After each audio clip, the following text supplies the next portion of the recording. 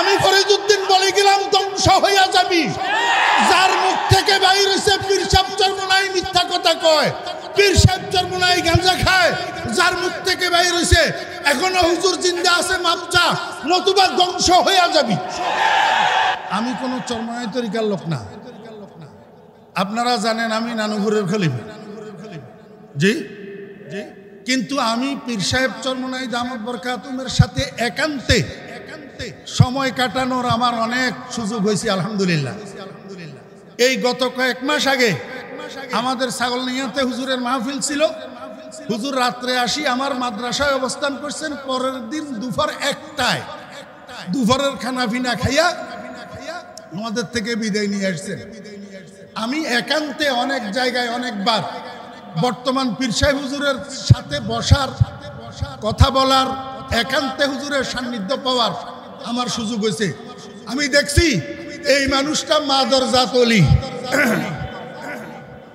এই মানুষটা কি, আমি অন্য কারো কথা বলতেছি না, পীর সাহেব চরমোনাই বর্তমান হুজুরের কথা বলতেছি। হুজুর মাদর জাত ওলি, কোনো সন্দেহ নাই উনি আল্লাহর ওলি, কোনো সন্দেহ। খবরদার বেয়াদবি করবে না, বেয়াদবির কিন্তু পরিণাম খারাপ। এই যে আমাদেরকে গালি দে, এতে আমরা নারাজ নাকি? কেন নারাজ না? মা শাখে দরখতে মে পরাজ মেওয়ায়ে তাওহীদ, মা শাখে দরখতে মে পরাজ মেওয়ায়ে তাওহীদ, আর রাগুজারে সঙ্গে জনদারে নাদারে। রাস্তার পাশে বড়ই গাছ থাকলে বড়ই পাখি যদি লাল লাল হইয়া থাকে, যারা সেখান দিয়ে হাঁটে পথিকদের মুখে একটু একটু লালা আসেনি? জি, একটু ডিল মারেনি বড়ই গাছে? একটু ডিল মারেনি? কোন গাছে ডিল মারে? যেই গাছে ফল থাকে, যেই গাছে ফল থাকে। আমরা আমাদের ওলামায়ে কেরাম, আমাদের বুজুর্গানে দিন, উনারা তাওহীদের ফলে ভরপুর। এই জন্য উনাদের দিকে বাতিলের পক্ষ থেকে ঢিল আসা এটা কোনো বিস্তর কিছু নয়। রাসূল আকরাম সাল্লাল্লাহু আলাইহি ওয়াসাল্লাম ইরশাদ করেন, মান ক্বালা লা ইলাহা ইল্লাল্লাহ দাখালাল জান্নাহ। ওয়া ফি রিওয়ায়াতিন মান ক্বালা লা ইলাহা ইল্লাল্লাহ মুহতাসিবান বিকলবিহি দাখালাল জান্নাহ। ওয়া ফি রিওয়ায়াতিন মান কানা আখিরু কালামিহি লা ইলাহা ইল্লাল্লাহ দাখালাল জান্নাহ আও কামা ক্বালা আলাইহিস সালাতু ওয়াস সালাম। এই হাদিসগুলার মর্ম অর্থ হলো, যে ব্যক্তি লা ইলাহা ইল্লাল্লাহ এই কথাটা বলে সে জান্নাতে যাবে। এখন লা ইলাহা ইল্লাল্লাহ বলার অর্থ কি? এই লা ইলাহা ইল্লাল্লাহ বলার অর্থ হইল লা ইলাহা, কোনো মাবুদ নাই। লা ইলাহা অর্থ কি? আপনাদের মনোযোগ আছে?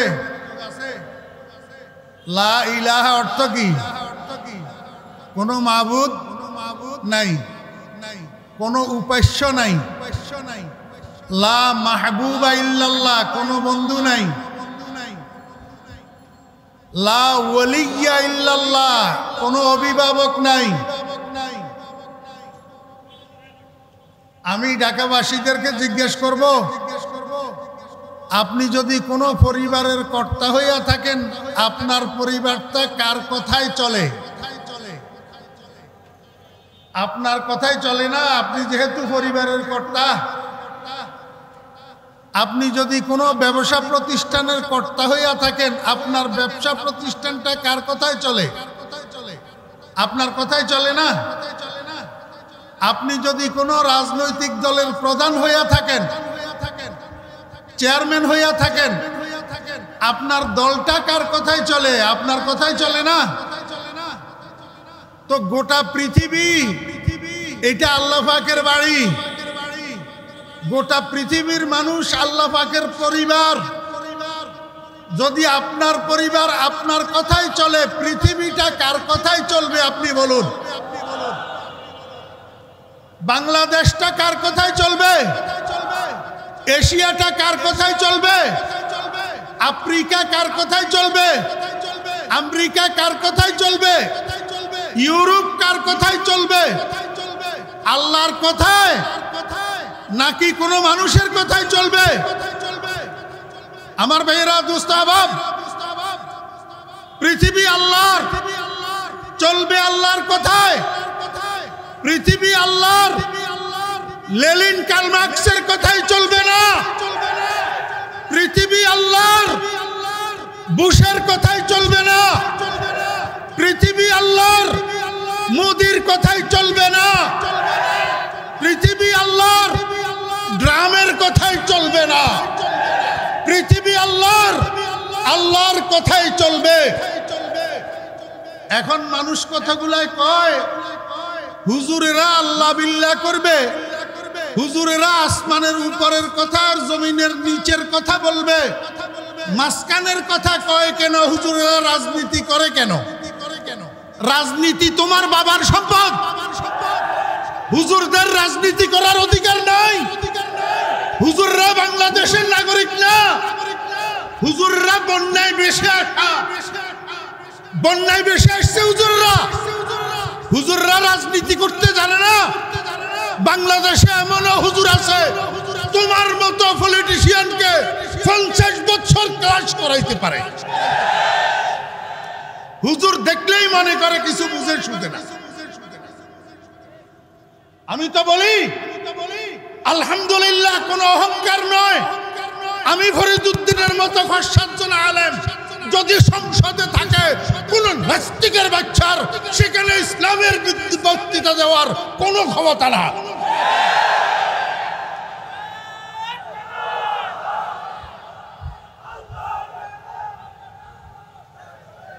তুমি সংসদে প্রার্থী হতে পারবে, হুজুর সংসদে প্রার্থী হতে পারবে না। কিরে বেটা সেরুমিয়া রেজুমিয়া, হালি সহ তো 4 আনা লাগিস না। যে লোক হালি সহ 1 হালি উত্তর করলে 4 আনা মূল্য হয় না, এমন মানুষ যোগ্য যোগ্য বিজ্ঞ বিজ্ঞ ওলামায়ে কেরামের বিরুদ্ধে ফেসবুকে কলম ধরা শরম নাই? হ্যাঁ, জমিন কার? আইন কার? ইসলাম শুরুই তো হয়েছে রাজনীতি দিয়া। ইসলাম শুরুই হয়েছে কি দিয়া? অতএব আলেমেরা রাজনীতি জানে না? না জানে? এই মুসলমান, তুমি নামাজ কলমা পড়ো, তুমি কেমনে বলো ইসলামে রাজনীতি নাই? হুজুররা কেন রাজনীতি করবে? মুহাম্মদুর রাসূলুল্লাহ সাল্লাল্লাহু আলাইহি ওয়াসাল্লাম রাষ্ট্র পরিচালনা করে নাই? এই মুহাম্মদুর রাসূলুল্লাহ সাল্লাল্লাহু আলাইহি ওয়াসাল্লাম রাষ্ট্র পরিচালনা করছেন না করেন নাই? কি রাষ্ট্রের টাকা চুরি করি, জনগণের টাকা চুরি করি, সন্ত্রাস করি, চাঁদাবাজি করি রাষ্ট্র পরিচালনা করছে? হযরত ওমর ইবনুল খাত্তাব রাদিয়াল্লাহু আনহু, মুহাম্মদুর রাসূলুল্লাহ ইসলামের দ্বিতীয় খলিফা, অর্ধ পৃথিবী শাসন করছে। অর্ধ পৃথিবী। ইহুদি খ্রিস্টানের বাচ্চারা এখনো পর্যন্ত রাষ্ট্র পরিচালনার ক্ষেত্রে হযরত ওমর রাদিয়াল্লাহু আনহুর রাষ্ট্রনীতিকে অনুসরণ করিয়া রাষ্ট্র চালায়। ইসলামের রাজনীতি আছে না নাই? ইসলামের রাষ্ট্র পরিচালনা আছে না নাই? অতএব উলামায়ে কেরাম, মসজিদের ইমামগণ, মসজিদের খতিবদের সংসদে প্রার্থী হওয়ার যোগ্যতা, অধিকার আছে না নাই? লা ইলাহা লা ওয়ালিয়্যা ইল্লাল্লাহ, আল্লাহ ছাড়া আর কোনো অভিভাবক নাই। আল্লাহই একমাত্র অভিভাবক। আল্লাহর জমিন আল্লাহর কথাই চলবে, আল্লাহর আইনে চলবে। মুসলমান ভাইয়েরা নামাজও পড়ে, রোজাও রাখে, হজও করে, যাকাতও দেয়। ভোট দেওয়ার জন্য আসলে চোর কতগুলারে ভোট দেয়। 12 বাড়ি গৃহস্থ, 13 বাড়ি চোর। জায়গার নাম হারামখোর। এই জন্য আমাদের গতকাল আগারগাঁও পরিবেশ অধিদপ্তরে আমাদের একটা সমাবেশ ছিল, সেখানে বক্তব্যে আমি বলেছি বাংলাদেশে যতগুলা মিনিস্ট্রি আছে সেই পুরাতন নামের আমি বলবো আরেকটা মিনিস্ট্রি নতুন করেন, নতুন মিনিস্ট্রি, সেটার নাম হবে ক্যারেক্টার মিনিস্ট্রি। সেটার নাম কি হবে? ক্যারেক্টার মিনিস্ট্রি, চরিত্র মন্ত্রণালয়। যতদিন পর্যন্ত এই জাতির চরিত্র ঠিক না হবে ততদিন পর্যন্ত এই জাতির শান্তি আসবে না।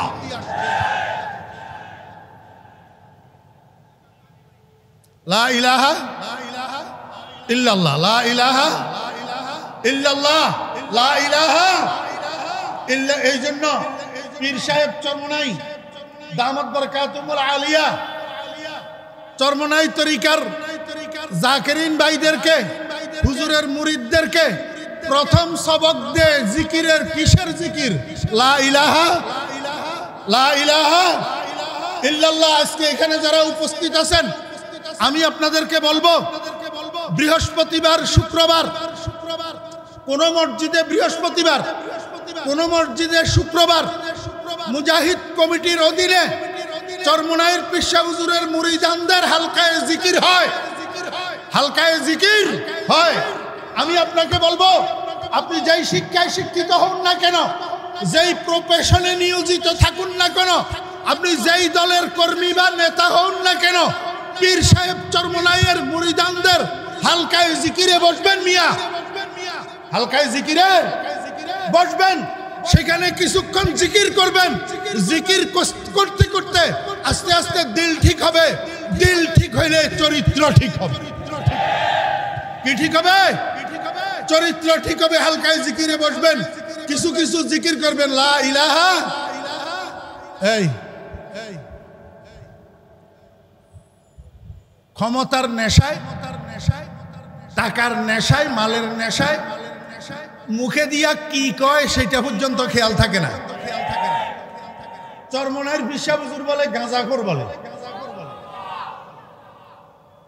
ওই বেয়াদব, ধ্বংস হইয়া যাবি, ধ্বংস। এখনো পীর সাহেব চরমনাই, পীর সাহেব চরমনাইয়ের কাছে এখনো মাপ চা, এখনো মাপ চাই। আল্লাহর কুতুবের কাছে এখনো মাপ চা।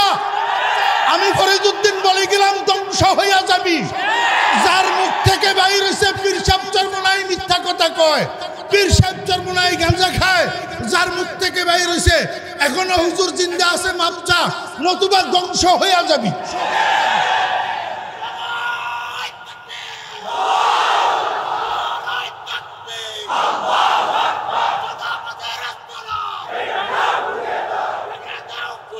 সময় কম। এই শুনেন, আমি কোন চরমনাই তরিকার লোক না। আপনারা জানেন আমি নানুপুরের খলিফা। জি জি। কিন্তু আমি পীর সাহেব চরমনাই দামাত বরকাতুহুর সাথে একান্তে সময় কাটানোর আমার অনেক সুযোগ হয়েছে আলহামদুলিল্লাহ। এই গত কয়েক মাস আগে আমাদের ছাগলনাইয়াতে হুজুরের মাহফিল ছিল। হুজুর রাত্রে আসি আমার মাদ্রাসায় অবস্থান করছেন। পরের দিন দুপুর 1টায় দুপুরের খানা পিনা খাইয়া আমাদের থেকে বিদায় নিয়ে আসছেন। আমি একান্তে অনেক জায়গায় অনেকবার বর্তমান পীর সাহেব হুজুরের সাথে বসার, কথা বলার, একান্তে হুজুরের সান্নিধ্য পাওয়ার আমার সুযোগ হয়েছে। আমি দেখছি এই মানুষটা মাদর জাত ওলি। এই মানুষটা কি? আমি অন্য কারো কথা বলতেছি না, পীর সাহেব চরমনাই বর্তমান হুজুরের কথা বলতেছি। হুজুর মাদর জাত ওলি, কোনো সন্দেহ নাই উনি আল্লাহর ওলি, কোনো সন্দেহ। খবরদার বেয়াদবি করবে না, বেয়াদবির কিন্তু পরিণাম খারাপ। এই যে আমাদেরকে গালি দে, এতে আমরা নারাজ নাকি? কেন নারাজ না? মা শাখে দরখতে মে পরাজ মেওয়ায়ে তাওহীদ, মা শাখে দরখতে মে পরাজ মেওয়ায়ে তাওহীদ, আর রাহ গুজারে সঙ্গে জানদারে নাদারে। রাস্তার পাশে বড়ই গাছ থাকলে বড়ই পাখি যদি লাল লাল হইয়া থাকে, যারা সেখান দিয়ে হাঁটে পথিকদের মুখে একটু একটু লালা আসেনি? জি, একটু ডিল মারেনি? বড় গাছে একটু ডিল মারেনি? কোন গাছে ডিল মারে? যেই গাছে ফল থাকে, যেই গাছে ফল থাকে। আমরা আমাদের ওলামায়ে কেরাম, আমাদের বুজুর্গানে দিন, উনারা তাওহীদের ফলে ভরপুর। এই জন্য উনাদের দিকে বাতিলের পক্ষ থেকে ঢিল আসা এটা কোনো বিস্তর কিছু নয়।